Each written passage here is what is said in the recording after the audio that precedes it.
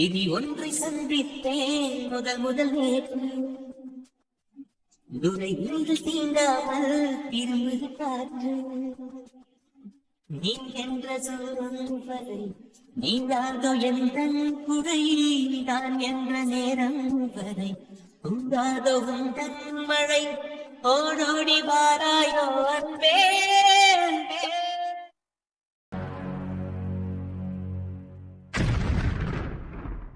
யாரு நீங்களா? நீங்க பாட்டுல உள்ள வந்து படப்படன்னு உட்காருங்க. நாங்களே யாருன்னு உங்களுக்கு தெரியலையா? எஸ்ஏ பிரைவேட் ஹாஸ்பிட்டல் தானே இது? ஆமா. ஹாஸ்பிட்டலோட சிஇஓ நீங்க தானே? ஆமா நான் தான். உங்க ஹாஸ்பிட்டல் மேல சில கம்ப்ளைண்ட்ஸ் ரேஸ் ஆயிருக்கு. அது மட்டும் இல்ல, நீங்க ஹாஸ்பிட்டல சரியா நடத்துறது இல்லைன்னு எங்களுக்கு நியூஸ் வந்திருக்கு. வாட்? நாங்க ஹாஸ்பிட்டல் சரியா நடத்துறது இல்லையா? நீங்களாம் கமிட்டில இருந்து வந்திருக்கீங்களா? ஆமா ருச்சில்தான், நாங்க கமிட்டில இருந்து தான் வந்திருக்கோம். ஹாஸ்பிட்டலோட ரூல்ஸ் அண்ட் ரெகுலேஷன்ஸை ஃபாலோ பண்ணாதவங்க ஹாஸ்பிட்டல நாங்க ரிசர்ச் பண்ண போவோம். அந்த மாதிரி தான் உங்க ஹாஸ்பிட்டலுக்கு வந்திருக்கோம். உங்க ஹாஸ்பிட்டல சில தப்பு நடக்கிறதா எங்களுக்கு நியூஸ் வந்திருக்கு. நாங்க ஹாஸ்பிட்டலோட ரூல்ஸை ஃபாலோ பண்ணாம இருக்கோமா? ஏதோ தப்பான இன்ஃபர்மேஷனோட உள்ள வந்திருக்கீங்கன்னு நினைக்கிறேன். அப்படிலாம் எங்க ஹாஸ்பிட்டல் எதுவும் நடக்கல. ஹலோ மிஸ்டர் அருள் செல்வம், ஃபேக் நியூஸோடலாம் நாங்க வர்றது கிடையாது. என்ன ஆதாரப்பூர்வமாக தான் நாங்கள் உள்ள வந்திருக்கோம். கொஞ்ச நாளாவே எங்கள் ஹாஸ்பிட்டல் மேலே சில தேவையில்லாத இஷ்யூஸ் போயிட்டு இருக்கு. இப்போ அதுக்கு ஸ்ட்ராங்கான ஆதாரத்தோட எங்களுக்கு சில விஷயங்கள் கிடைச்சிருக்கு. அதுக்காக இங்கே இன்வெஸ்டிகேஷன் பண்ண வந்திருக்கோம். வாட் இன்வெஸ்டிகேஷனா? என்ன ராங்கான நியூஸ்? என்ன ஆதாரத்தோட வந்திருக்கீங்க? எனக்கு ஒன்றும் புரியல. என்ன சொல்றீங்க? இங்க பாருங்க ரிச்சல், நாங்க தப்பான ஒரு இன்ஃபர்மேஷன் கொடுத்தீங்க வரல. கரெக்டான இன்ஃபர்மேஷன் ஆதாரத்தோட நாங்க இங்க வந்திருக்கோம். ஸோ நாங்கள் இன்வெஸ்டிகேஷன் பண்ண போறோம். இந்த இன்வெஸ்டிகேஷன்ல உங்க மேல தான் தப்பு இருக்கு, இந்த ஹாஸ்பிட்டல் மேல ஏதாவது தப்பு இருக்குன்னு தெரிஞ்சதுன்னா கண்டிப்பா நாங்க அரெஸ்ட் பண்ணுவோம். அப்பா நீங்க யாரு? சத்யன் ஹாஸ்பிட்டல் என்ன நடந்துட்டு இருக்கு? என்னென்னமோ சொல்றாங்க. கமிட்டில இருந்து வந்திருக்காங்க. என்னமோ நம்ம ஹாஸ்பிட்டல் மேல கம்ப்ளைண்ட் ரைஸ் ஆயிருக்காம, ஏதோ தப்பா நடந்துட்டு இருக்காமா, இன்வெஸ்டிகேஷன் பண்ணணும், அரெஸ்ட் பண்ணணும், என்னென்னமோ சொல்லிட்டு இருக்காங்க. இருங்கப்பா, நான் பொறுமையா ஹேண்டில் பண்றேன். Excuse me. சத்யன், நீங்க என்ன சத்யன் நடந்துட்டு இருக்கு? நீ அமைதியா நிக்கிற. ஆமா, நீங்க என்ன நினைச்சிட்டு இருக்கீங்க? என்ன இன்ஃபர்மேஷன் எங்க ஹாஸ்பிட்டல் பத்தி தப்பா வந்துச்சு? என்ன தெரிஞ்சுக்கிட்டு இப்போ பெரிய பெரிய வார்த்தையில பேசிட்டு இருக்கீங்க அரெஸ்ட் பண்ணணும்னு? நீங்க தான் இந்த ஹாஸ்பிட்டலோட சீஃப் டாக்டர் சத்யனா? ஆமா. என்ன பேசிட்டு இருக்கீங்க? எதுக்கு இப்போ அரெஸ்ட் பண்ணணும்னு வந்து உட்காந்துருக்கீங்க? எனக்கு ஒன்றும் புரியல. இங்க பாருங்க மிஸ்டர் சத்யன், நாங்க ஒன்றும் பெரிய பெரிய வார்த்தையெல்லாம் பேசிட்டு அரெஸ்ட் பண்ணணும்னு உட்காரல. ஹாஸ்பிட்டல் மேல தப்பான ஒரு பதிவு வந்திருக்கு.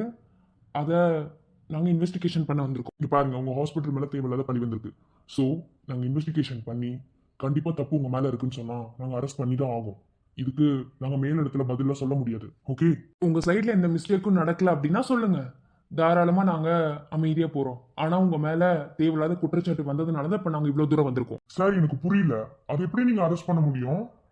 என்ன ஆதாரபூர்வத்தோட நீங்க வந்திருக்கீங்க? அங்க உள்ள அடிபட்டு இருக்க பேஷண்ட்டுக்கு ஒன்றும் ஆகல. இப்போ வரைக்கும் கரெக்டான ட்ரீட்மெண்ட் கொடுத்து அவரை அப்சர்வேஷன்ல தான் நாங்க வச்சிருக்கோம். ஸோ அவருக்கு இப்போ வரைக்கும் எந்த ஒரு ப்ராப்ளமே இல்லை. அப்ப எப்படி நீங்க அரெஸ்ட் பண்ண முடியும்? என்ன இன்ஃபர்மேஷன் உங்களுக்கு ஃபர்ஸ்ட் வந்துச்சு, அதை ஃபர்ஸ்ட் ஆஃப் ஆல் சொல்றீங்களா? சத்யன், என்ன சத்யன் நடந்துட்டு இருக்கு? என்ன பேஷண்ட் என்னாச்சு? அப்பா, இப்போ ஒரு ஆக்சிடென்ட் கேஸ் வந்துச்சுப்பா. அத நம்ம டாக்டர் அருண் இருக்காருல்ல, இன்டர்ன்ஷிப் வந்திருக்காரு, அவரை விட்டு நான் பார்க்க சொன்னேன். அது கொஞ்சம் இஷ்யூஸ் ஆயிடுச்சுப்பா. ஆனா பேஷண்ட் ஒன்றும் ஆகல. யாரோ ராங்க உங்களுக்கு இன்ஃபர்மேஷன் கொடுத்து இப்போ இவ்வளவு தூரம் வந்திருக்காங்க. இருங்கப்பா, பேசி சமாளிக்கலாம். அது மட்டும் இல்ல, அவருக்கு ட்ரீட்மெண்ட் பார்த்த அந்த டாக்டரும் ஒன்றும் ஆகல.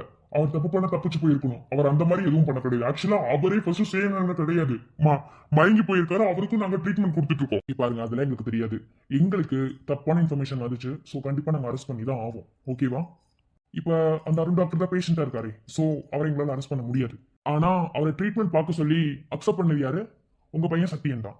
ஸோ அவருக்கு இவ்வளவு தூரம் தைரியம் கொடுத்து அவரு இந்த அளவுக்கு ஒரு பேஷண்ட்டை போய் கிரிட்டிக்கலான பேஷண்ட் போய் பார்க்குற அளவுக்கு அவருக்கு தைரியம் கொடுத்தது எல்லாமே இந்த ஹாஸ்பிட்டல் தான். ஸோ இந்த ஹாஸ்பிட்டல் மேல தான் இப்போ கம்ப்ளைண்ட் ரைஸ் ஆயிருக்கு. அதனால இந்த ஹாஸ்பிட்டலோட ஓனர்ஸ் மேல தான் எங்களால் கேஸ் ஃபைல் பண்ண முடியும். வேற எதுவும் பண்ண முடியாது. சார், அது எப்படி சார்? உங்களுக்கு ப்ரூஃப் காமிச்சா நீங்க அக்செப்ட் பண்ணுவீங்களா? அனி சார், ப்ரூஃப் காட். பாருங்க, உங்க டாக்டர் எந்த லட்சணத்துல அந்த பேஷண்ட்க்கு treatment பார்த்திருக்காரு. Oh my God,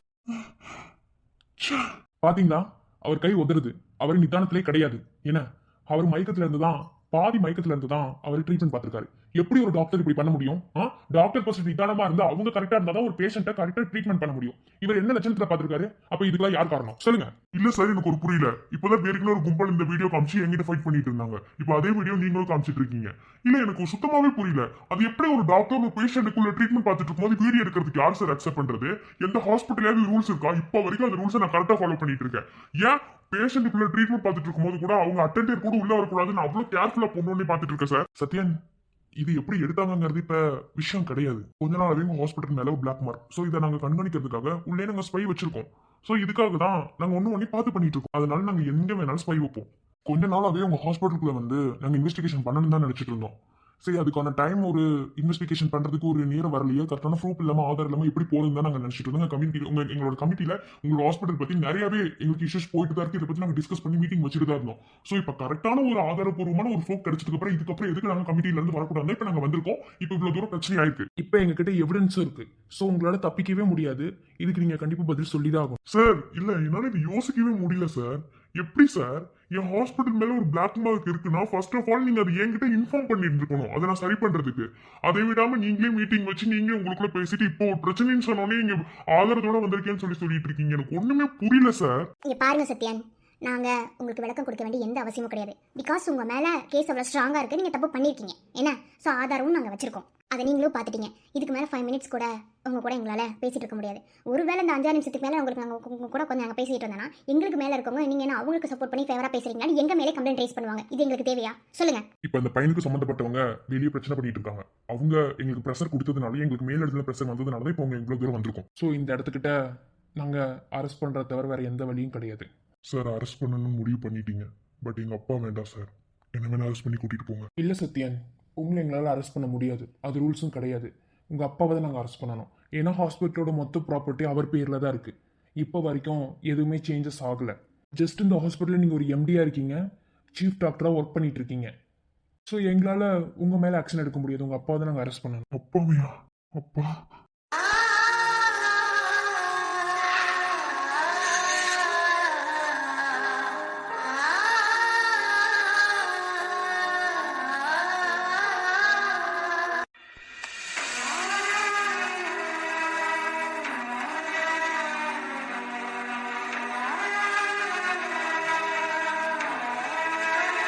sir இங்கே பாருங்க, அரெஸ்ட் பண்ணுற மெத்தடில் எதுவும் தேவையில்லைன்னு நினைக்கிறேன். ஏன்னா நீங்கள் ஒரு பெரிய இடத்துல இருக்கிறதுனால நீங்களே வந்தால் நல்லாயிருக்கும். எந்திரிங்க. அப்பா வேணாம்ப்பா. ஓகே சார்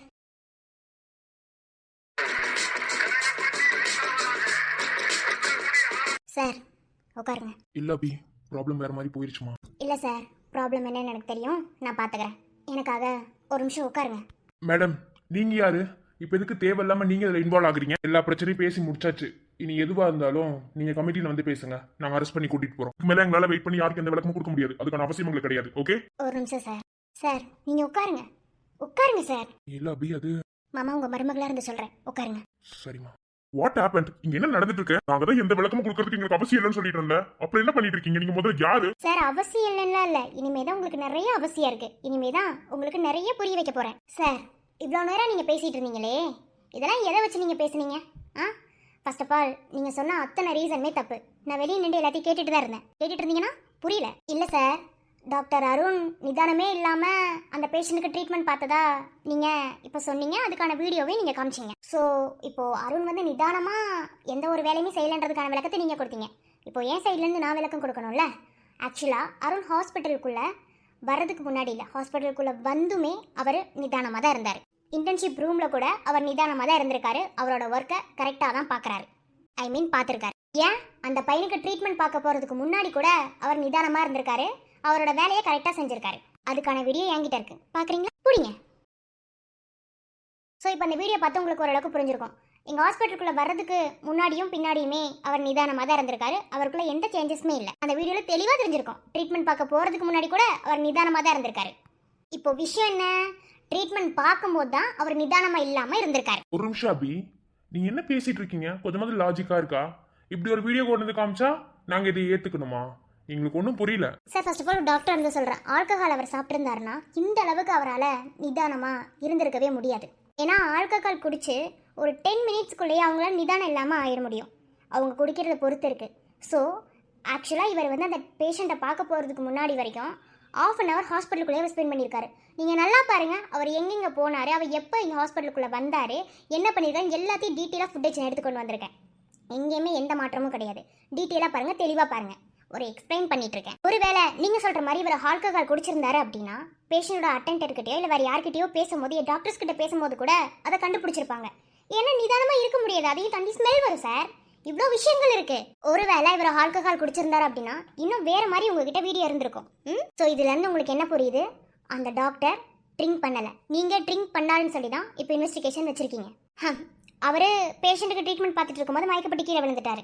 ஸோ அவரை தூக்கிட்டு போய் நாங்கள் ட்ரீட்மெண்ட் பார்க்கும்போது சில விஷயங்கள் எங்களுக்குமே தெரியல அவர் எதுக்கு மயக்கப்பட்டு விழுந்தாருன்னு. பிளட் டெஸ்ட் ரிப்போர்ட் இப்போ தான் வந்துச்சு. நான் எடுத்து பார்த்தனே, அதில் அவர் ஆல்கஹால் குடிக்கவே இல்லையே, எதுலேயுமே அவர் எதுவுமே பண்ணவே இல்லை. அதுக்கான ரிப்போர்ட்டை கொண்டு வந்திருக்கேன், பிடிங்க. அந்த ரிப்போர்ட் எடுத்து பாருங்கள், நோ ட்ரிங்க்னு தான் இருக்கும்.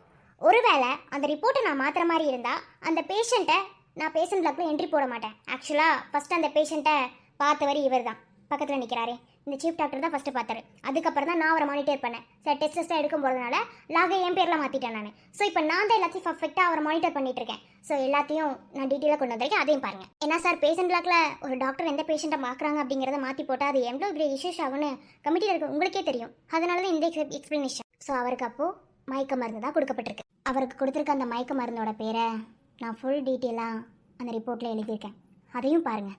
ஆக்சுவலாக இது ஒரு அனசீசியா மாதிரி அப்படி தான் அவருக்கு கொடுக்கப்பட்டிருக்கு. இதை நான் லேபில் எடுத்து செக் பண்ணும்போது எனக்கு சில விஷயங்கள் தெரிய வந்துச்சு. அதை ரிப்போர்ட்டில் நான் கன்சல்ட் பண்ணியிருக்கேன், அதையும் பாரு. ஆனால் இப்போ இருக்கிற கொஸ்டின் அது எவ்வளோ மணி நேரத்துக்கு முன்னாடி கொடுத்துருக்காங்க, மருந்து பேரையும் நான் கண்டுபிடிச்சிட்டேன்.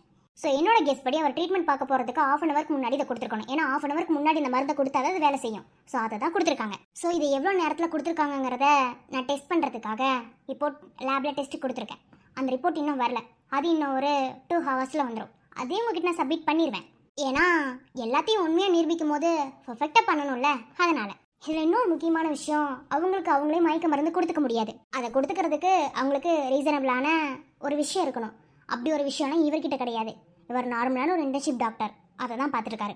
ஸோ ஒருவேளை ஒரு டாக்டர் ஏதாவது மெடிசன் எடுத்துக்கணும் அப்படின்னா ஒன்று தூக்க மாத்திரை எடுத்துக்குவாங்க. அதையுமே டாக்டர் கன்சல்ட் பண்ணி, அவங்களே டாக்டர் தான் இல்லைன்னு சொல்லலை, இருந்தாலும் அவங்களோட மேலிடத்தில் இருக்க ஒரு டாக்டர்கிட்ட கன்சல்ட் பண்ணி 2 மாத்திரை வேணால் எடுத்துக்குவாங்களே தவிர ரொம்பலாம் அதிகமாக எடுத்துக்க மாட்டாங்க. அந்த டேப்லெட்டையுமே அவங்க நைட்டில் தான் எடுத்துக்குவாங்க தூங்கணுங்கிறதுக்காக. மிஞ்சி போனால் போதை டேப்லெட் எடுத்துக்கலாம். ட்ரக்ஸுங்கிறது சொல்கிறத தாண்டி அது டேப்லெட் இருக்குது, அதை வேணால் எடுத்துக்கலாம். இதில் கூட ஒரு விஷயம் இருக்குது, அவருக்கு பேட் ஹேபிட்ஸ் இருந்தால் மட்டும்தான் அதை எடுத்துக்க முடியும். இதையும் தாண்டி அவர் வேறு ஏதாவது தேவையில்லாத டேப்லெட் கூட எடுத்துருந்துருக்கலாம். ஆனால் இவர் அந்த மாதிரி எதையுமே எடுத்துக்கவே இல்லை. இவருக்கு ஃபுல் அண்ட் ஃபுல் மயக்க மருந்து மட்டும்தான் கொடுத்துருக்காங்க. அதுவும் கான்சியஸ் இல்லாமல் போகிறதுக்கு எடுத்துக்கிறதுக்கான மயக்க மருந்தை தவிர அவர் போதைக்கு போகிற மயக்க மருந்து இது கிடையாது. அதுக்கு வேற எது இருக்குது. ஸோ இதை பிளான் பண்ணி பண்ணியிருக்காங்க. இதை நான் வாய் வார்த்தையால் சொன்னால் உங்களுக்கு அது புரியாது, ஏன்னா நான் டாக்டர். ஸோ அதை உங்களுக்கு நான் ஃபுல்ஃபில்லாக ரிப்போர்ட்டோட காமிச்சாதான் அது உங்களுக்கு புரியும். அதுக்கான ரிப்போர்ட்டை இந்த பாருங்க, எல்லா ரிப்போர்ட்டையும் பாருங்க. இன்னும் உங்களுக்கு நான் சப்மிட் பண்ண வேண்டிய ஒரே ஒரு ரிப்போர்ட்டு, அவருக்கு அந்த மயக்க மருந்து எத்தனை மணி நேரத்துக்கு முன்னாடி கொடுத்துருக்காங்க ரிப்போர்ட் மட்டும்தான். அது இன்னும் 2 ஹவர்ஸில் வந்துடும். அதே உங்களுக்கு நான் சப்மிட் பண்ணிடுறேன். லேப்ல டெஸ்ட் கொடுத்துட்டேன்.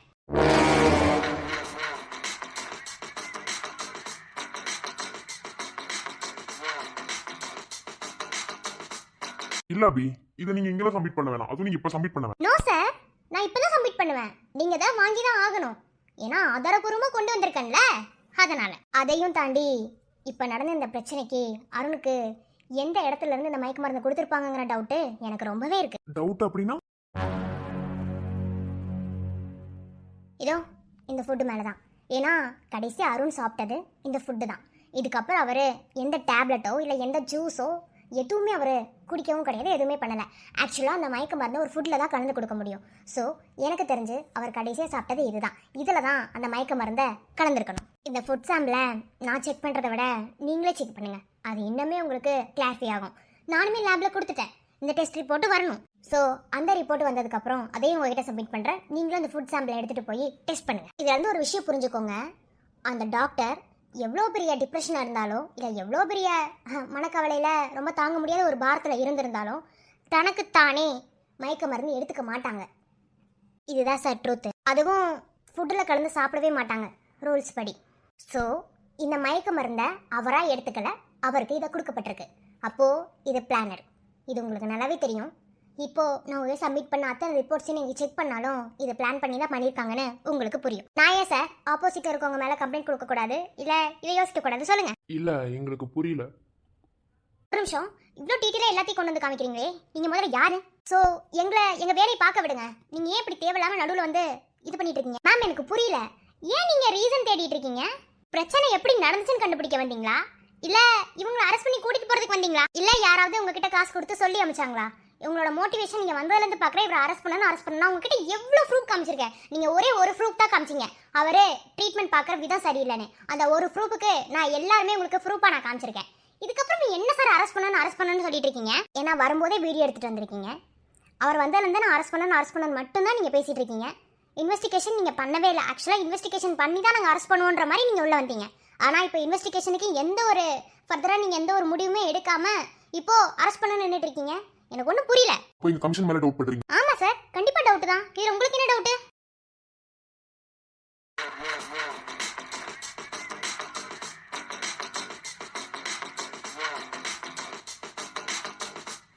அதெல்லாம் எங்களுக்கு தெரியாது. நாங்கள் ரூல்ஸ் படி அரெஸ்ட் பண்ணி தான் ஆவோம். சார் ஃபர்ஸ்ட் இந்த டாபிக் விடுங்க சார். சும்மா அரெஸ்ட் பண்றேன். இப்போ உங்ககிட்ட இருக்க ஒரே ஒரு எவிடன்ஸ் அந்த வீடியோ மட்டும்தான். ஆனா இப்போ நான் நினைச்ச அந்த வீடியோவை நீங்க ஏஐல எடிட் பண்ணின்னு கூட நான் சொல்லலாம். என்ன சொல்றீங்க? இங்க பாருங்க. பின்ன என்ன மேம், ஒரே ஒரு வீடியோ வச்சுட்டு நீங்க இவ்வளவு தூரம் பேசிட்டு இருக்கீங்க. உங்களுக்கு எவ்வளவு ப்ரூஃப் நான் கொடுத்துருக்கேன். இதுக்கு மேல நீங்க அதை அப்சர்வ் பண்ணவே மாட்டீங்களா? எவ்வளவு ப்ரூஃப் நான் கொடுத்துருக்கேன். அவர் ஹாஸ்பிட்டலுக்குள்ள வந்ததுல இருந்து நடந்து வந்தது, பேசுனது, டாக்டர்ஸ் கிட்ட பேசுனது, ட்ரீட்மெண்ட் பார்க்க போறதுக்கு முன்னாடி அவர் இது பண்ணது, சாப்பிட்டதுக்கு எல்லாத்தையுமே நான் ப்ரூஃபோட உங்களுக்கு காமிச்சிருக்கேன். எல்லாத்தையும் ஒன்னொன்னு சிசிடிவி ஃபுட்டேஜ்ல போய் இப்பதான் நான் கலெக்ட் பண்ணிட்டு வந்தேன். அதை விட்டுட்டு சும்மா அரெஸ்ட் பண்ண உட்காந்துக்கிட்டே இருந்தீங்கன்னா என்ன பண்றது? அவரோட ஃபுட் சாம்பிள் கொடுத்துருக்கேன். அவர் சாப்பிட்ட ஃபுட்ல தான் மயக்க மருந்து கலந்துருக்கேன். 100% நடிச்சு சொல்றேன். அதுக்கான சாம்பிள் நானும் எடுத்து லேப்ல கொடுத்துட்டேன். நீங்களும் எடுத்துக்கோங்கன்னு சொல்லிட்டேன். அவர் ஆல்கஹால் குடிக்கல, மயக்க மருந்து தான் அவருக்கு கொடுக்கப்பட்டிருக்கின்ற ப்ரூஃபை நான் காமிச்சிட்டேன். இதுக்கு மேல உங்களுக்கு என்ன வேணும் நீங்க நினைக்கிறீங்க? சரி, இப்ப எதை வச்சு ஹாஸ்பிட்டல் ஓனர் தான் இதை செஞ்சிருப்பாரு நீங்க சொல்ல முடியும்? அப்படியே பார்த்தா டாக்டர்ஸ் நாங்க தான் அந்த தப்பை செஞ்சிருக்கணும். ஏன்னா அருணுக்கு பர்மிஷன் கொடுத்தது நிக்கிறாரு சீஃப் டாக்டர், இவரு ட்ரீட்மெண்ட் பார்த்தது அவரு. ஸோ இது இவ்வளோ விஷயங்கள் நடக்கும்போது நீங்க ஏன் ஹாஸ்பிட்டல் ஓனர் மேலேயே பழி சொல்லிட்டு இருக்கீங்க? அது மட்டும் இல்ல, அவர் எம்பிபிஎஸ் படிச்சுதான் இந்த டாக்டர் ஃபீல்டுக்குள்ள வந்திருக்காங்கிறத படிச்ச சர்டிஃபிகேட்டை உங்ககிட்ட நான் கொடுத்துருக்கேன். டாக்டர் சர்டிஃபிகேட்டை எடுத்து அவங்கள ஐடென்டிஃபை பண்ணாமலாம் நாங்கள் இன்டர்ன்ஷிப்புக்கு ஹாஸ்பிட்டலுக்குள்ள அலோவ் பண்றது கிடையாது. அவருக்கு எந்த கெட்ட பழக்கமும் இல்லைங்கிற சர்டிஃபிகேட்டை கூட உங்ககிட்ட சப்மிட் பண்ணியிருக்கேன். ஏனோ தானே ஒரு டாக்டரை உள்ள எடுக்கிறது இல்லை மேம். அப்படி நாங்கள் பண்ணவும் மாட்டோம் சார். நாங்கள் எவ்வளோ ப்ரொசீஜரை இதுக்குள்ளே நாங்கள் கொண்டு வந்து அதை ஸ்டார்ட் பண்ணி அவங்க எப்படி படிச்சிருக்காங்க, எந்த காலேஜில் படிச்சிருக்காங்க, எங்கே அவங்க எம்பிபிஎஸ் முடிச்சிருக்காங்க, மெடிக்கல் சர்டிஃபிகேட், அவங்க உடம்புல இருக்க ஒவ்வொரு விஷயத்தையும் ஹெல்த் இஷ்யூஸ் வரைக்கும் நாங்கள் எல்லாத்தையுமே டீட்டெயில்ஸாக எடுத்துகிட்டு தான் அவங்க ஹாஸ்பிட்டலுக்குள்ளே இன்டர்ன்ஷிப்புக்கு வர்றதுக்கே நாங்கள் அலோவ் பண்ணுவோம். சொந்தமாக இருந்தாலும் சரி, இல்லை தெரியாதவங்களா இருந்தாலும் சரி, எப்படி இருந்தாலும் அப்படித்தான் சார் நாங்கள் எடுப்போம். பாருங்க, எல்லாத்தையும் பாருங்க.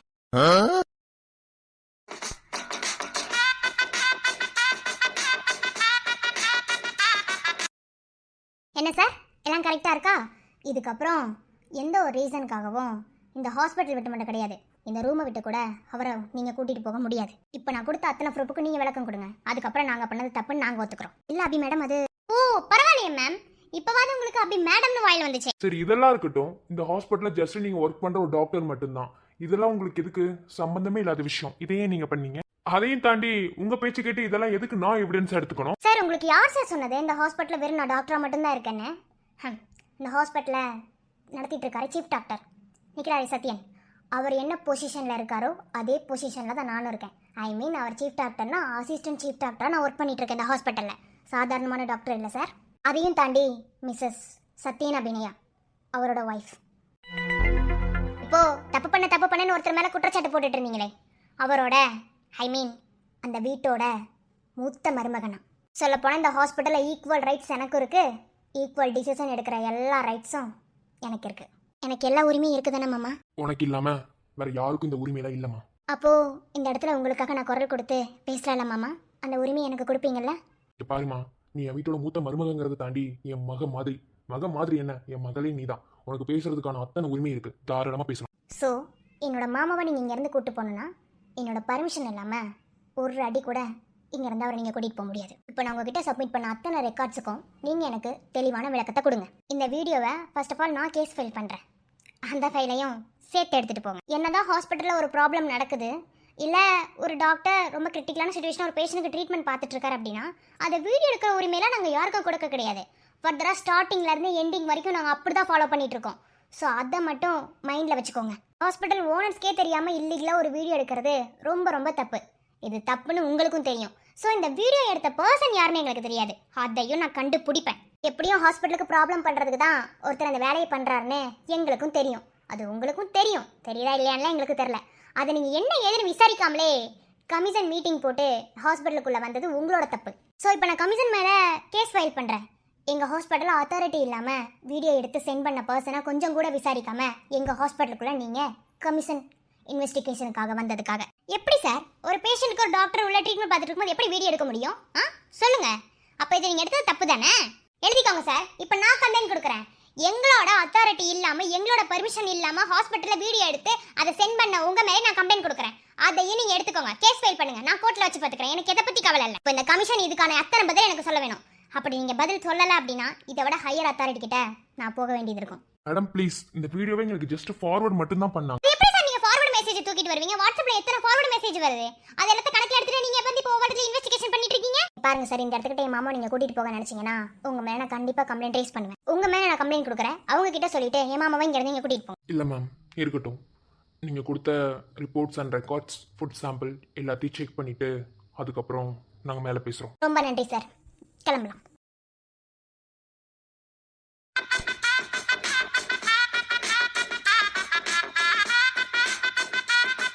எப்படி அப்படி இதெல்லாம்? இல்ல மாமா, அது எப்படி உங்களை விட்டுற முடியும்? எவ்வளோ பெரிய சாம்ராஜ்யத்தை நீங்க உருவாக்கி இருக்கீங்க. அவ்வளோ சீக்கிரத்தில் அவங்க அசிங்கப்படுத்தி ஒருத்தர் கூட்டிட்டு போறத நான் பார்த்துட்டு வேடிக்கை பார்ப்பேன்னு நினைக்கிறீங்களா? இல்லை மாமா, எப்படி இது ப்ராப்ளம் ஆகும்னு எனக்கு தெரியும். அதனால தான் நான் போய் அருண் பற்றின அத்தனை டீட்டெயில்ஸையும் கலெக்ட் பண்ணிட்டு வந்தேன். ஸோ ஒன்றும் ஃபீல் பண்ண தேவையில்ல மாமா, எதுவாக இருந்தாலும் பார்த்துக்கலாம். நான் ஃபுட் சாம்பிளை லேப்ல டெஸ்ட்டுக்கு கொடுத்துருக்கேன்.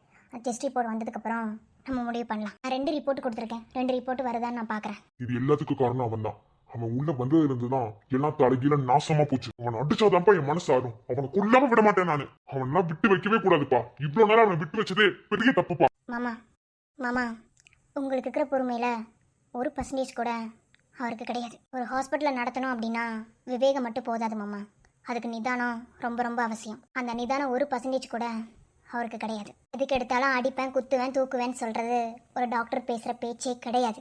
அவன் எவ்வளோ சைலண்ட்டாக இருந்தடிச்சிருக்கான்.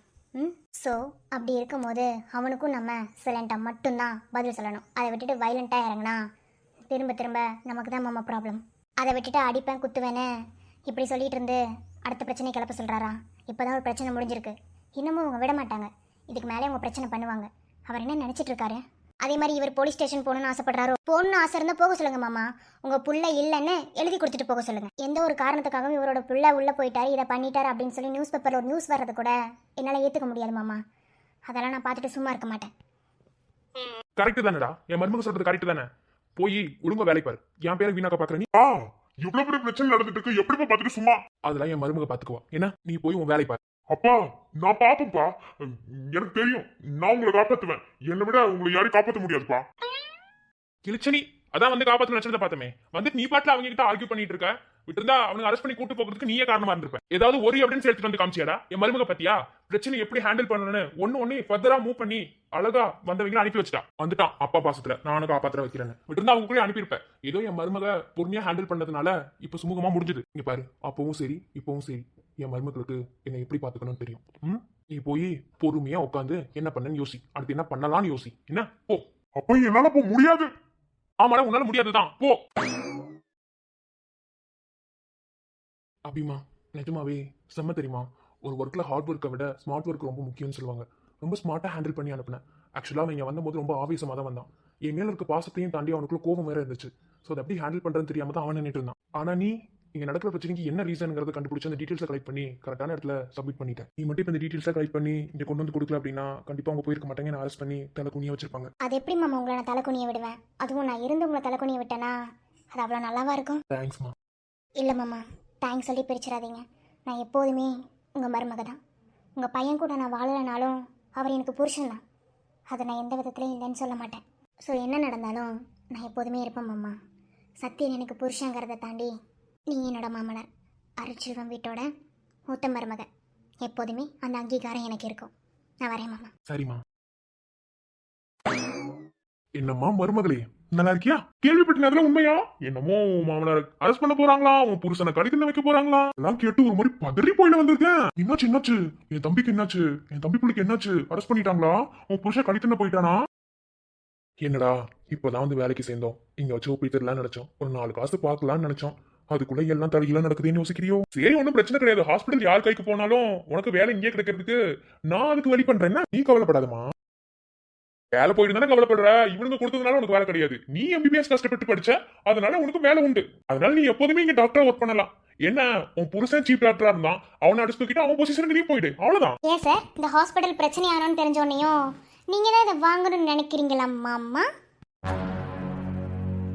ஏன் நான் ஏன் வாங்கணும்? இல்ல மாமா, எனக்கு வேலை இங்கே கிடைக்கும்னு அவ்வளவு கான்ஃபிடென்ட்டா சொல்றீங்கல்ல, அதான் அந்த பிரச்சனைக்கு அப்புறம் இந்த ஹாஸ்பிட்டல் நீங்க வாங்க போறீங்களான்னு ஒரு டவுட். அது எப்படி நான் பண்ண முடியும்? அதான் ஹாஸ்பிட்டல் வேற கைக்கு மாறிடுமே. அதான் மாமா, அது எந்த கையே? இங்க பாருங்க மாமா, இது வரைக்கும் யாருக்கும் உங்க மேல டவுட் வரல. ஆனா எனக்கு 100% உங்க மேல மட்டும் தான் டவுட் இருக்கு. ஸ்டார்டிங்ல இருந்து இப்போ வரைக்கும் நீங்க மட்டும் தான் என்னோட டார்கெட். சோ அப்படி இருக்கும்போது இந்த ஹாஸ்பிட்டல் கையை விட்டு போகும்னு நீங்க கனவெல்லாம் கண்டாதீங்க. அதே மாதிரி நான் இருக்கிற வரைக்கும் என் புருஷனையும் என் மாமனாரையும் அரெஸ்ட் பண்ண விட மாட்டேன். அரெஸ்ட் பண்ணவும் முடியாது. வர எங்க இருந்து வந்தவன் புருஷன்? எங்க இருந்து வந்தப்பல உன் மாமனாரு? இங்க பாருங்க, இப்ப வேணா நான் சத்தியனை பிரிஞ்சிருக்கலாம். அது எங்களோட பர்சனல் லைஃப், ஓகேவா? ஸோ அதுக்கு கூட சிலர் காரணமாகவும் இருந்திருக்கலாம்.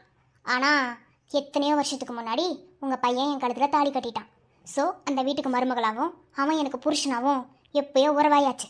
சரி, கொஞ்சம் கேப் எடுக்கலான்னு போனேன், அதுக்குள்ள குள்ளநரி கூட்டெல்லாம் உள்ள வந்து சதி பண்ண ஆரம்பிச்சிருச்சுங்க. இங்க பாரு, தேவையில்லாம பேசிட்டு இருக்கேன். நானே என்னாச்சு ஏதாச்சும் பதறி போய் ஓடி வந்து என் தம்பிக்கு ஏதாவது ஐடியா கொடுக்கலாம் நான் வந்தேன். ஐயோ மாமா, நீங்க ஐடியாவே கொடுக்க வேணாம். அப்படியே யூட்டன் அடிச்சு நீங்க போனீங்கனாலே நல்லா இருக்கும். நீங்க தேவையில்லாம உள்ள போய் குட்டையை கிளறாதீங்க.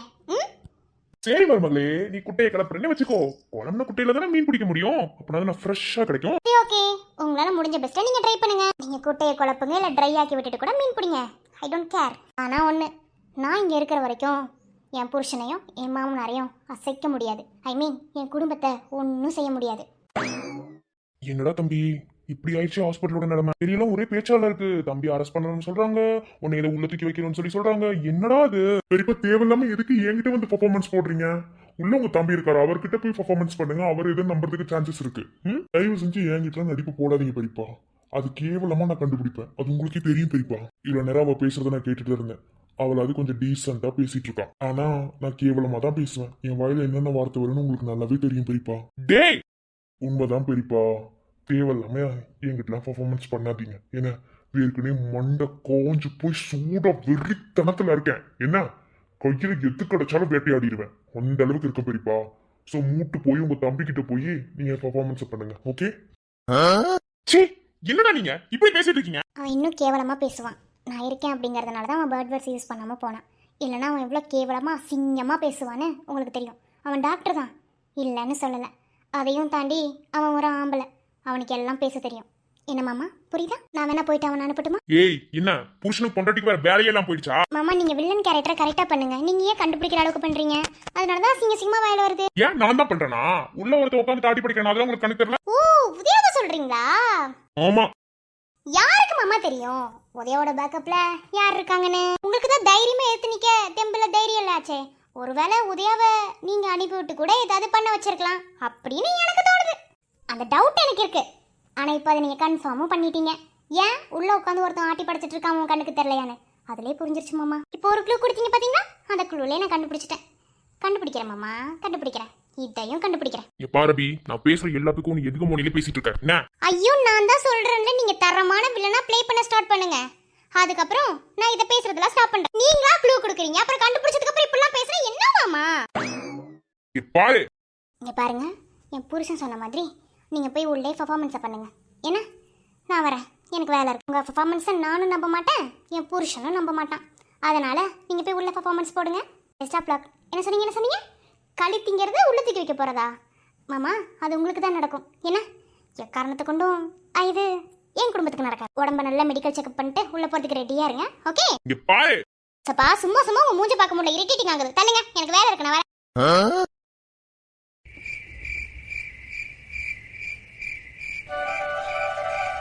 என்னம்மா இப்பதான் கிளம்புற? எல்லாரும் கிளம்பிட்டாங்கல்ல? இல்ல சார், நாளைக்கு தான் நம்ம ப்ராஜெக்டோட லாஸ்ட் டேட்டு. ஸோ போன தடவை மாதிரி எந்த ப்ராப்ளமும் வந்துடாம அதை கரெக்டாக பாஸ்வேர்டு மாற்றி போட்டு சிஸ்டமில் சேவஸ் பண்ணேன். அது நாளைக்கு காலையில வந்து பாத்துக்கலாம்ல? நோ சார், ஒரு தடவை ஒரு தப்பு பண்ணி திரும்பவும் அந்த தப்பை பண்ணுற அளவுக்கு நம்ம சான்சஸ் கொடுக்கவே கூடாது. அந்த தப்பு நடக்கிறதுக்கு நம்ம எந்த விதத்துலேயும் காரணமாகவும் இருந்துடக்கூடாது. அதனால தான் இப்படி பண்ணேன். ஓகே ஓகே, சரி, இந்தா. என்னது சார் இது? ஒன்றும் இல்லைம்மா, நாளைக்கு என் பொண்ணு ஜனனி இருக்கால, அவளுக்கு பர்த்டே. எப்போதுமே அவள் பர்த்டேவை வருஷம் வருஷம் கிராண்டாக செலிப்ரேட் பண்ணுவோம். இந்த வருஷமும் அதே மாதிரி பண்ண போகிறோம். சரி, அவளுக்கு சர்ப்ரைஸாக இருக்கட்டும்னு ஒரு ட்ரெஸ் வாங்கினேன். ஆனால் அவளுக்கு பிடிக்காத கலரை நான் வாங்கிட்டேனா, ஸோ கண்டிப்பாக கோவப்படுவா. அவளுக்கு பிடிச்ச மாதிரி எல்லாத்தையும் பண்ணணுமா? சரி, இதை திரும்ப போய் மாற்றிட்டு வர்றதுக்கு நமக்கு தெரிஞ்சவங்க கொடுக்கலாமேன்னு தோணுச்சு. உன்னை பார்க்கும்போது எனக்கு உனக்கு கொடுக்கணும்னு தோணுச்சு. அதனால இதை வாங்கிக்கிறியா?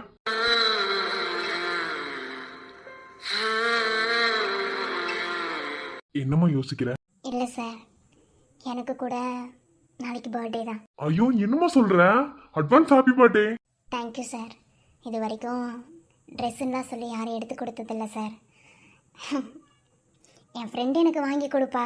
என் ஃப்ரெண்டு கூட மட்டும்தான் எப்போதுமே என்னோடய பர்த்டே நான் செலிப்ரேட் பண்ணுவேன். உங்களை மாதிரி ஒருத்தர் எனக்கு வாங்கி கொடுப்பாருன்னு நான் ஏங்கினது கிடையாது. ஏன்னா அதெல்லாம் எனக்கு கிடைக்காதுன்னு எனக்கு தெரியும். ஃபஸ்ட்டு தடவை நீங்கள் எனக்கு வாங்கி கொடுக்கும்போது ஏதோ என் அப்பாவா எனக்கு வாங்கி கொடுக்குற மாதிரி ஒரு ஃபீல் சார்.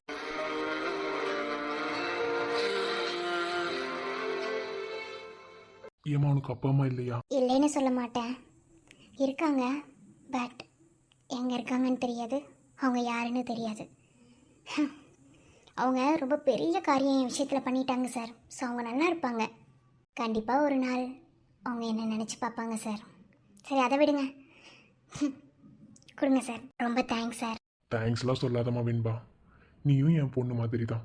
என்ன இத்தனை பேரை விட்டுட்டு உனக்கு ஏன் இதை கொடுக்கணும்னு இருந்திருக்கு? அதை யோசி.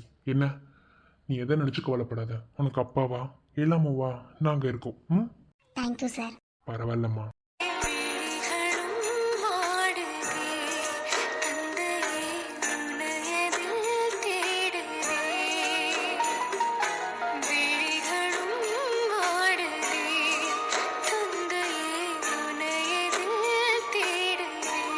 சரிங்க சார், நான் வரேன். ம் சரிம்மா, பார்த்து போ.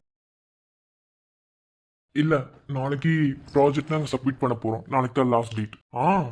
இல்லை இப்போ வரைக்கும் எந்த டென்டரும் வரல.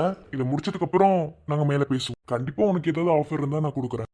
ஆனால் இது நான் மட்டும் முடிவு எடுக்க முடியாது, என் மாமனாரும் சேர்ந்து முடிவு எடுக்கணும். ஓகே, நான் நாளைக்கு மார்னிங் கால் பண்ணுறேன். ஹாய்.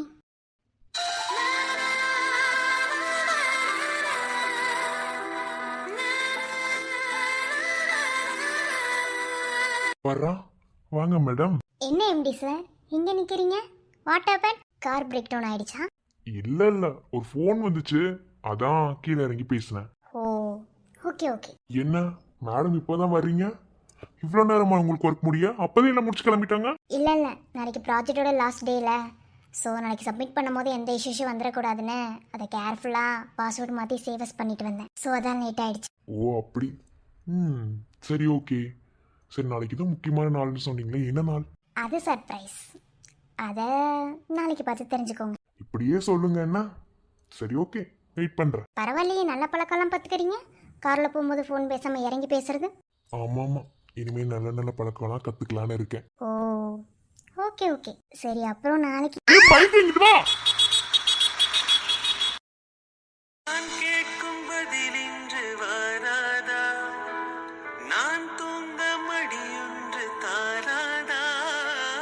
தாகங்கள் தாபங்கள் தீராதா?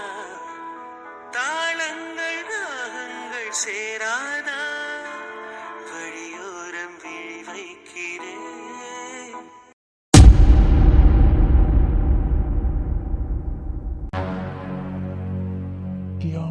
மாத்தலாமா? என் பார்த்து இது வந்து நித்யா மிஸ் தானே? உனக்கு தெரியுமா குட்டி? ஆமா, இது ஃப்ரீ பீரியடுக்கு தான் வரும். இதுக்கும் இன்பாக்கு என்ன கனெக்ஷன்? இன்பா லவ் பண்றதுல இதுவும் ஒரு பொண்ணு. நித்யா என்ன? நான் உங்ககிட்ட கொஞ்சம் தனியா பேச. அப்பெல்லாம் அனுப்ப முடியாது, எங்க முன்னாடி பேசுங்க. நீங்க எதுவா இருந்தாலும் என்ன? இன்பா, நான் உங்ககிட்ட தனியா பேசணும். இன்பா, தனியா என்ன பேச போறீங்க? அது எனக்கும் இன்பாக்குமான விஷயம். இதை நீ எதுக்கு தலையிடுற? நித்யா கொஞ்சம் வார்த்தையை பார்த்து பேசு. என்ன இப்போ அவங்க என்ன கேட்டாங்க? உனக்கு ஏன் கோவம் வருது? ஏன் இன்பா கோவம் வரக்கூடாது? இங்க பாரு, நீ சின்ன பொண்ணு, தேவையில்லாம நீ பேசாத. நித்யா, குட்டி ஏதாவது பேசுன அவ்வளோதான். இப்போ உனக்கு என்ன பிரச்சனை? சரி விடு, இவங்க முன்னாடி வச்சு பேசுறேன். ஆமா, காலையில் நீ என்ன சொன்ன? நான் பிஸியா இருக்கேன், இன்னைக்கு என்னால் வெளியே போக முடியாது, அப்படி இப்படி. நீயே இன்னைக்கு தான் நீ பிஸியா இருக்கிற லட்சணத்தை நான் தெளிவாக பார்த்துட்டேனே. நித்யா, அது நீ நினைக்கிற மாதிரி இல்லை. நான் சொல்றது கொஞ்சம் இன்னாஃப் இன்பா. இதுக்கு மேலே நீ பேசுறதையோ நீ சொல்றதையோ கேட்கறதுக்கு என் மனசுல தெம்பில்ல, என் உடம்புலையும் தெம்பில்ல. என் ஃப்ரெண்ட்ஸ் எல்லாம் உன்னை பற்றி கொஞ்சம் கேவலமாக சொன்னாங்க. நீ யாருக்குமே உண்மையாக இருக்க மாட்ட, நீ ஒரு ஃபேக்கான ஒரு பையன், நீ ஒரு விளையாட்டு பையன், நீ ஒரு ப்ளே பாய், அப்படி இப்படின்னு ஒவ்வொருத்தரும் ஒவ்வொரு மாதிரி என்கிட்ட இன்ஃபார்ம் பண்ணாங்க. ஆனால் நான் யார் சொல்கிறதையுமே கேட்கல. ஏன் இன்பா பற்றி எனக்கு தெரியும், அவங்களாம் கிடக்குறாங்கன்னு உன்னை நம்பினேன். ஆனால் இன்னைக்கு என் கண் கூட ஒரு விஷயத்தை நான் பார்க்கும்போது தான் எனக்கு எல்லாமே புரியுது. நித்யா ப்ளீஸ், நீ தப்பா புரிஞ்சிட்டு இருக்க. ஆக்சுவலாக என்ன நடந்துச்சுன்னு தெரியாம பேசாத. நானும் அந்த பொண்ணு ஃப்ரெண்டாக தான் பழகுறோம். சொல்றீங்க? இன்பா உங்களுக்கு யாரு? நீங்களும் ஃப்ரெண்டா தானே பழகுவீங்க. இப்போ என்ன பண்ணிட்டா இன்பா? குட்டி அமைதியாரு, சொல்லு. ஃப்ரெண்டாக பழகுறதுக்கும் ஒருத்தர் நெருக்கமாக பழகுறதுக்கு வித்தியாசம் இருக்கேன்பா. என்ன, நான் இன்னைக்குன்னு சொல்லலை, இதே மாதிரி 2 டைம் உன்னை நான் பார்த்தேன். ஆனால் நான் உங்ககிட்ட கேள்வி கேட்கல, ஏன்னா நீயே அதுக்கு பதில் சொல்லுவேன்னு நினச்சேன். ஒரு உண்மையாக லவ் பண்ணுற பையன் ஒருத்தன் ஒரு விஷயத்த தப்பு பண்ணுறான் அப்படின்னா கண்டிப்பாக லவ் பண்ணுற பொண்ணுக்கிட்ட அவன் அதை சொல்லுவான். அது தப்போ சரியோ, ஆனால் நீ அதை சொல்லவே இல்லை. இதிலேருந்து என்ன தெரியுது? எல்லாரும் மாதிரி நானும் உனக்கு ஒரு பொருள். இன்பா, நான் உன்கிட்ட ஒரு விஷயம் கேட்கட்டா? லைஃப்பில் ஒருத்தன் ஒரு தடவை தப்பு பண்ணுறான், ஆனால் லைஃப் ஃபுல்லாகவே தப்பை மட்டுமே பண்ணிகிட்டு இருந்தா அவனால் வாழ்க்கையில் முன்னேறவே முடியாது. நீ அப்படி தான் பண்ணுற. இல்லை, எனக்கு புரியல. இப்படி நீ ப்ளேபாயாக இருக்கிறதுனால யாருக்கு என்ன பிரயோஜனம்னு நீ நினச்சிட்ருக்க? நீ நினைக்கிற நீ ப்ளேபாயாக இருக்கிறதா கெத்து அப்படின்னு. ஆனால் அது இல்லை. அது உன் வாழ்க்கைக்கு சரியாகவும் வராது. இருக்கிற வரைக்கும் நீ ப்ளேபாயாக இருந்துட்டு ஒவ்வொரு பொண்ணாக நீ ஏமாற்றிட்டு போயிடலாம். ஆனால் நாளைக்கு உனக்குன்னு ஒருத்தி வரும்போது அவளுக்கு இது எவ்வளோ ஹர்ட் ஆகும்னு அப்போ தான் உனக்கு புரியும். எக்ஸ்கியூஸ் மீ, உங்க வாய்க்கு வந்தபடி பேசாதீங்க. இப்ப அவன் என்ன தப்பு பண்ணிட்டான்? ஒரு பொண்ணு கூட நெருக்கமா நின்னுட்டான், அது பெரிய தப்பா? ஆக்சுவலா ஒரு உண்மையா லவ் பண்ற பொண்ணா இருந்தா அது தப்பா பார்க்க கூடாது, எந்த கண்ணோட்டத்திலையும் பார்க்க கூடாது. அவன் மனசுல உண்மை இருந்தா. உண்மையா? அதுவும் இவங்கிட்டயா? யாரை வேணாலும் உண்மைன்னு சொல்லு, நான் ஏத்துக்கிறேன். ஆனா இனிமே இவனை நான் நம்ப போறது கிடையாது. என்ன, ஆனா இவனுக்கு ஒரு பெரிய பாடத்தை சொல்லி கொடுத்துட்டு போகணும் தான் இங்க வந்தேன். பாரு, நீ பக்கா ஃப்ராடுன்னு எனக்கு தெரியும். ஒவ்வொரு பொண்ணா நீ ஏமாத்திட்டு இருக்கேன்னு எனக்கு தெரியும். ஆனா ஒன்று புரிஞ்சுக்கோ, இப்போ நீ ஒவ்வொரு பொண்ணா ஏமாத்தலாம், ஆனால் நாளைக்கு நீ வாழ்க்கையில் ஏமாந்து நிற்கும் போது உன் கூட யாருமே நிற்க மாட்டாங்க. நீ எதை கெத்துன்னு நினைக்கிறியோ நாளைக்கு அதுதான் உனக்கு வலியை கொடுக்கும். இன்னைக்கு சொல்கிறேன், அடிச்சு சொல்கிறேன். போதும், நிறுத்து. என்ன, கொஞ்சம் அமைதியாக தான் உன் இஷ்டத்துக்கு பேசிட்டே இருக்க? என்ன இப்போ என்ன தப்பு பண்ணிட்டேன்? உனக்கு என் லைஃப்ல என்ன நடந்துச்சுன்னு தெரியுமா? என்னை பத்தி உனக்கு ஏதாவது தெரியுமா? சொல்லு. என்னை லவ் பண்றதை தாண்டி உனக்கு வேற ஏதாவது தெரியுமா? எதுவும் தெரியாதுல்ல. எப்படி சொன்ன? நான் ஏமாத்துறேன்? என் லைஃப்ல நான் யாரையும் ஏமாத்தல. என்னதான் ஏமாத்துவாங்க. என்ன ஈஸியா வெளி நின்று பாக்குறதுனால உனக்கு எதுவும் பெருசா தெரியாது. இப்ப என்ன, இந்த பொண்ணு கூட நெருக்கமா நின்றதுனால நீ தப்பா புரிஞ்சுக்கிட்ட. ஆமா, நான் பிளே பாய் தான், நான் ஒத்துக்கிறேன், நான் இல்லைன்னு சொல்லல. நான் பிளே பாய்னு தெரிஞ்சும் சில பொண்ணுங்க வந்து என்கிட்ட பழகிட்டு என்னை கழட்டி விட்டு போவாங்க. என்ன, அதே மாதிரி எந்த பொண்ணு என்ன தேடி வந்தது கிடையாது. நானா தான் ஒவ்வொரு பொண்ணா தேடி போவேன். ஆனா நீ நினைக்கிற மாதிரி தப்பா யூஸ் பண்ணிட்டு ஒரு பொண்ணை நான் கேவலப்படுத்த மாட்டேன். என்ன, அவங்க ஏன் கூட ரிலேஷன்ஷிப்ல இருக்கிற வரைக்கும், அவங்க என் கூட டேட் பண்ற வரைக்கும் அவங்களுக்கு உண்மையா இருப்பேன், அவங்களுக்கு எல்லாத்தையும் நான் பண்ணுவேன். ஆனா தப்பான ஒரு நோக்கத்திலையும் தப்பான ஒரு விஷயத்துக்கும் நான் போனது கிடையாது. ஆனா இன்னைக்கு இவ்வளவு கேவலமா நீ என்ன பேசுற? நீ கேவலமா பேசுற அளவுக்கு நான் ஆயிட்டேன். நான் பின்பா தப்போ மேல வச்சுட்டு நீ பேசாத. என்ன, இன்னைக்கு இவன் நினைப்ப, நாளைக்கு வேற ஒருத்தின் போவ. இதானடா பசங்களோட புத்தியே. ஆனா ஒண்ணு இன்னைக்கு சொல்றேன், நீ விளையாட்டா எதை நினைக்கிறியோ அதுதான் நாளைக்கு உனக்கு வினையா வந்து நிற்கும். இது நடக்கல, என் பேரு நித்யா கிடையாது. அது மட்டும் இல்ல, இது வரைக்கும் நீயா தானே ஒவ்வொருத்திக்கிட்டே போன, இனி ஒருத்தி கூட உன் பின்னாடி வர மாட்டா. ஏன்னா நீ அவ்வளவு கேவலமானவ ப்ளே பாய்டா. வச்சுக்கோடி, தேவையில்ல. என்ன, நான் வேணாம்ல. இப்ப இப்படி ஒரு விஷயத்த பார்த்தனால நான் வேணான்னு சொல்லிட்டு போறேன். இதே மாதிரி எத்தனை பேர் எனக்கு கழட்டி விட்டு போயிருக்காங்க தெரியுமா? இதுக்கெல்லாம் நான் ஃபீல் பண்ற ஆளே கிடையாது. போயிட்டே இரு, 10ஓட 11 நான் பாட்டில் இருந்துட்டே இருப்பேன். என்ன, எனக்கு எதை பத்தி கவலை இல்லை. ஆனா தப்பான ஒரு விஷயத்துக்கு ஒரு பொண்ணை நான் யூஸ் பண்ண மாட்டேன். அந்த விஷயத்துல நான் உண்மையா இருப்பேன், அதுல எப்போதுமே கரெக்டாவும் இருப்பேன். பண்றது கேவலமான செயல், இதுக்கு நீ அதுக்கு ஒத்து வேற ஊதுற. Okay okay. இங்க பாரு, தெரிஞ்சோ தெரியாமலோ நான் நிறைய தப்பு பண்ணிட்டேன். ஆனா இன்னைக்கு நீ பேசின ஒரு வார்த்தை என்னை செருப்பால் அடிச்ச மாதிரி இருந்துச்சு. இதுக்கு மேலேயும் உன் கூட ரிலேஷன்ஷிப்ல இருக்கிறதுக்கு எனக்கு விருப்பம் இல்லை. தயவு செஞ்சு மூவ் ஆன் பண்ணி போயிட்டே இரு. இது வரைக்கும் ஒரு பொண்ணு தான் என்னை பிரேக்கப் பண்ணுவா. மாதிரியா நான் உன்னை பிரேக்கப் பண்றேன். கிளம்பி போயிட்டே இரு, எனக்கு தேவையில்லை. நீ போடி, போ.